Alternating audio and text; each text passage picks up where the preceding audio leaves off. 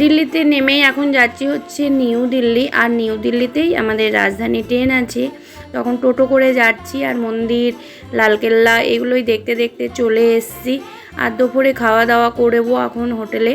তো হোটেলে খাবার নিয়েছিলাম হচ্ছে ভেজ বিরিয়ানি। তো এখানে ভেজ বিরিয়ানিটা একদম ভালো হয়নি। তো মেয়ে ভিডিও করছিল, বলছিল রিয়াকশানটা ভালো করো মুখে, কিন্তু একদম খেতে ভালো হয়নি। তারপরে নিয়েছি কোল্ড কফি। তো খাওয়া দাওয়া করে চলে এলাম। এই ব্রিজের মধ্যে দাঁড়িয়ে আছি, ট্রেন তো সেই 5:30টার সময়। তো টাইম পাস করছিলাম। আর এই দেখো ট্রেনও চলে এসছে আমাদের। তো চলো ট্রেনে উঠে পড়ি। আর ট্রেনে উঠেই আমাদের স্ন্যাক্সও দিয়ে দিয়েছে, জলখাবার, চিড়ে ভাজা, মিষ্টি, চা সব রকমই ছিল। তো খাওয়া দাওয়া করে নিয়েছি। তারপরে একটু রেস্ট করে আবার রাতেরও খাবার চলে এসছে। তো ট্রেনে আর কি খাওয়া দাওয়া আর ঘুমানো টাইম।